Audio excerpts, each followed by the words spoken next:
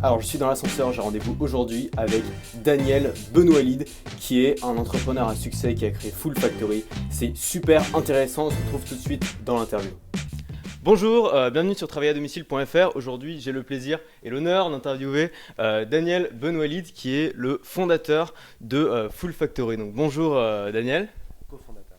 Co-fondateur, très important. Donc, vous êtes deux dans la boîte, c'est ça? Non, on est plus que deux, mais on est deux cofondateurs. Ok, vous êtes deux cofondateurs et ensuite il y a des salariés. Il y a combien de salariés?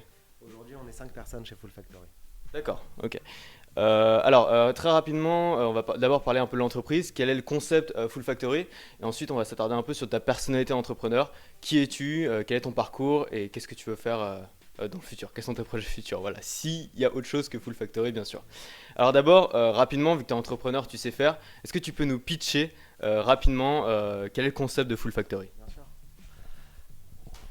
Donc Full Factory, c'est une place de marché, une marketplace, sur laquelle des clients viennent déposer des projets et des contributeurs, les fouleurs, viennent les réaliser. L'innovation là-dedans, c'est qu'en fait, les projets de nos clients sont segmentés en micro-tâches. Donc un projet va donner lieu à, mettons, 100 000 micro-tâches et que les contributeurs vont pouvoir réaliser ce projet en parallèle.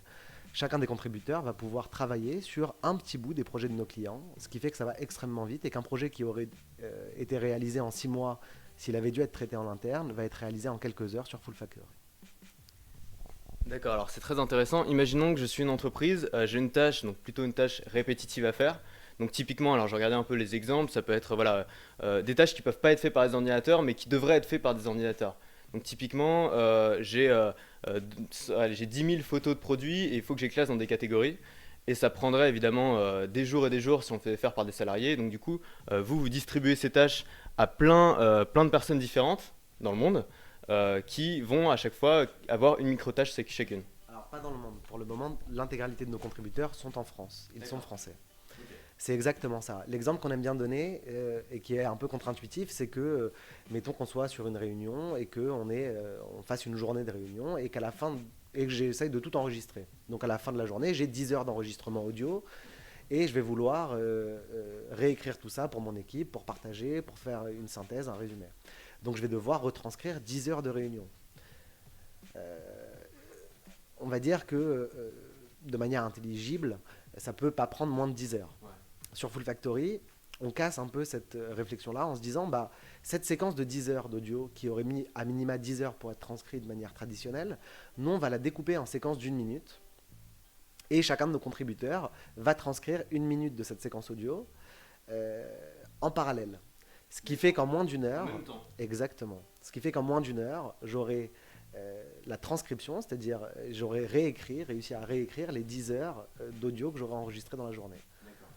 Voilà notre proposition de valeur, faire gagner du temps et pouvoir, effectivement, comme vous l'aviez rappelé, remettre de l'humain au centre du jeu lorsque la machine ne sait pas faire.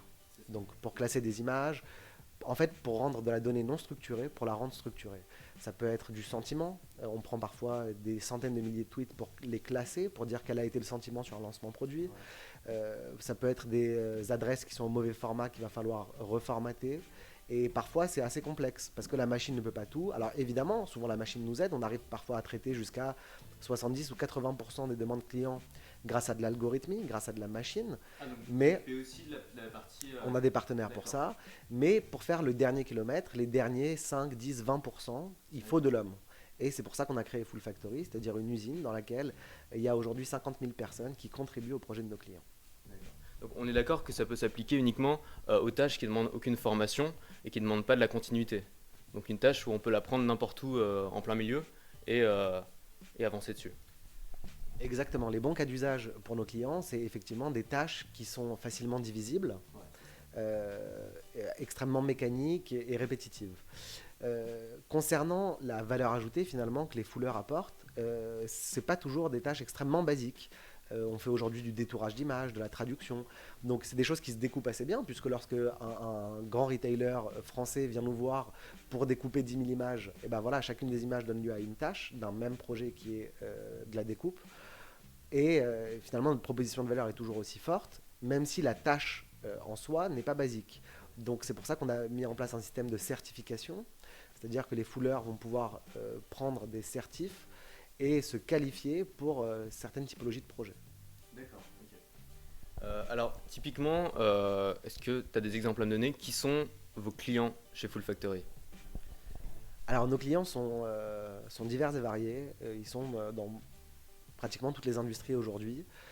Mais globalement, on a deux typologies de clients. La première typologie de clients, c'est des clients PME, TPE, start-up qui viennent chez Full Factory pour externaliser leurs besoins à faible valeur ajoutée.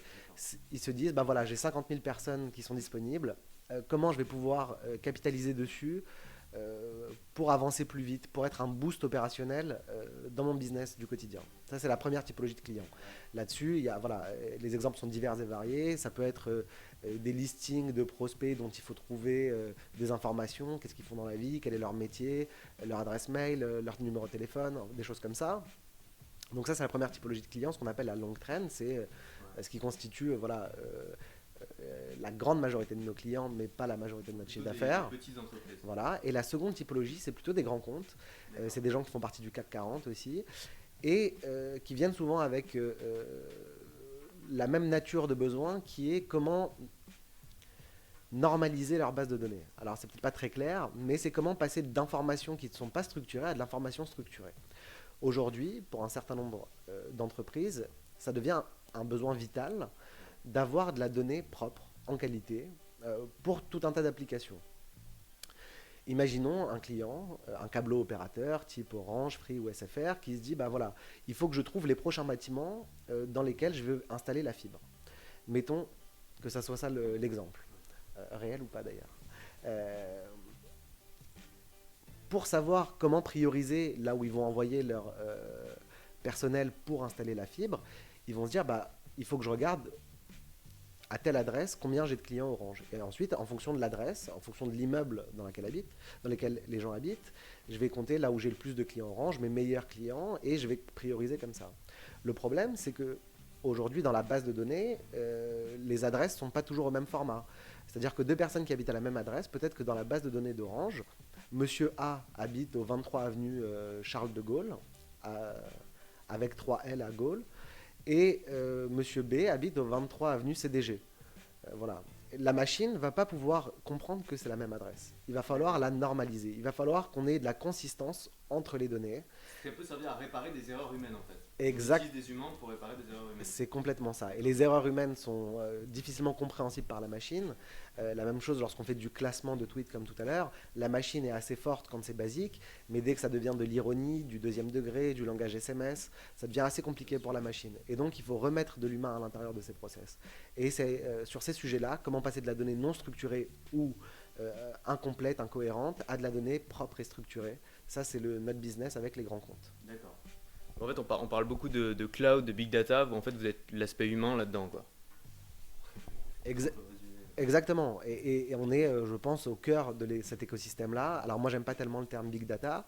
Néanmoins, nos partenaires, les gens avec qui on travaille, ce sont des spécialistes de cette industrie-là. C'est de se dire, bah voilà, avant de faire tourner un modèle prédictif pour dire, bah voilà, quel client va avoir de l'appétence pour un produit ou pour un autre, il faut que ces données qui sont dans la base de données soient extrêmement propres et en qualité pour avoir un modèle qui soit pertinent. Donc on interagit beaucoup avec ces gens-là. Et voilà, lorsqu'on est sur effectivement des modèles qui ont 100, 200 lignes, un staff en interne peut réparer les erreurs, faire les corrections pour que ça soit propre. Lorsqu'on parle, et c'est le cas lorsqu'on intervient, de plusieurs millions de lignes, là ça devient infaisable en interne. Donc c'est des choses qui n'étaient pas réalisées jusqu'à présent. C'est une opportunité que crée Full Factory de se dire, bah voilà, j'ai une usine virtuelle, on est le cloud humain quelque part, dans laquelle je vais pouvoir absorber une charge de travail extrêmement importante. D'accord, alors ouais, c'est très intéressant, on a bien vu le concept. Alors, tu as dit que les gens, voilà, donc les contributeurs étaient français. Euh, D'où ils viennent et comment vous les trouvez? Alors initialement, quand on a démarré l'aventure, il y a un peu plus d'un an maintenant, on a fait le tour des écoles d'ingénieurs et de commerce, et c'est comme ça qu'on a recruté les premiers contributeurs. On s'est dit, bah, les étudiants, c'est une bonne cible, eux vont vouloir arrondir leur fin de mois, et c'est comme ça qu'on a eu les 3 à 5 000 premiers contributeurs. Après, on a eu un peu de presse, on est passé à la télé, ça a fait un gros boost, on est passé de 15 000 fouleurs à 50 000 en l'espace de 2 semaines, après la diffusion d'un reportage. Et donc finalement, maintenant qu'on en a 50 000 inscrits sur la plateforme, c'est assez représentatif de la population française. On est quasiment collé à ce qu'est la représentation nationale. Avec une légère surreprésentation des femmes, il y a 53% de femmes, donc c'est un peu plus que la moyenne française. Voilà. Donc c'est des gens qui sont venus à nous plutôt que l'inverse. Ouais. Et c'est des gens qui représentent à peu près la diversité de la population française. On a des retraités qui veulent arrondir leur fin de mois, des femmes au foyer qui veulent également arrondir leur fin de mois, mais de manière extrêmement libre et pouvoir faire 1 heure une fois qu'ils ont couché les enfants, de 10 à 11 le soir. On a des étudiants, on a des gens qui viennent pour le fun, des cadres qui viennent un peu pour le fun, pour regarder ce qui se fait, etc. et qui font quelques tâches par-ci par-là. Alors ça peut paraître très cliché, mais c'est un peu le Uber du crowdsourcing. C'est-à-dire que les gens le font sur leur temps libre. C'est pas les gens ne peuvent pas faire ça en temps plein. Ça ne peut pas être une activité principale d'être contributeur sur Full Factory. Alors, je ne sais pas si la comparaison avec Uber est pertinente ou pas, dans le sens où chez Uber, finalement, un client va être affecté à un chauffeur. Donc finalement, Uber, c'est un grand annuaire de taxis ou de chauffeurs. Mais in fine, c'est un client pour une ressource. Chez Full Factory, la proposition de valeur est quand même complètement différente. C'est un client qui vient avec un projet qui est distribué à potentiellement des dizaines de milliers de personnes en même temps. Donc on n'est pas vraiment dans la même proposition de service ou proposition de valeur. Concernant l'activité principale ou non des contributeurs, notre promesse aux clients, c'est de dire évitez l'effet burn-out. Lorsque je dois prendre des photos et les classer, nos clients viennent nous voir en disant j'avais mis une personne dessus, mais finalement après 2 semaines il m'a fait un burn-out parce que c'est hyper répétitif, donc ça n'a pas marché. Et nous, notre proposition de valeur, c'est de leur dire oui, notre promesse, c'est d'éviter l'effet burn-out. Donc pour éviter ça, effectivement, on ne peut pas dire aux gens qui sont chez nous vous pouvez le faire à temps plein et vous allez arriver jusqu'au bout du bout. Parce que chez nous aussi, si on commence à faire travailler la même personne sur un même projet pendant des jours et des jours d'affilée, finalement, on a exactement les mêmes symptômes et que nos clients. C'est pour ça qu'on a décidé de limiter les défraiements annuels à 3 000 € par fouleur. Par an. Donc 3 000 € par an, ce qui équivaut à 250 € par mois. Et oui, ça fait un petit complément de revenu. C'est pas assez significatif pour être un revenu principal, effectivement. Et c'est d'ailleurs notre volonté que Full Factory ne devienne jamais un revenu principal pour n'importe lequel des fouleurs. En moyenne, bon alors tu l'as un peu dit, mais en moyenne, combien est-ce qu'on peut espérer gagner et est-ce qu'il y a un contrat spécifique passé avec les fouleurs? Ou est-ce qu'il faut juste s'inscrire sur le site et on peut commencer à travailler? Alors l'espérance de gain, évidemment, c'est le maximum, c'est-à-dire 3 000 € par an.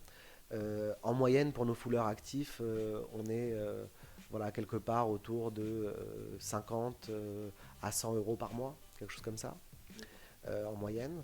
Pour combien d'heures à peu près de travail? On ne compte pas en heures, en fait, puisqu'on parle en tâches. Ouais.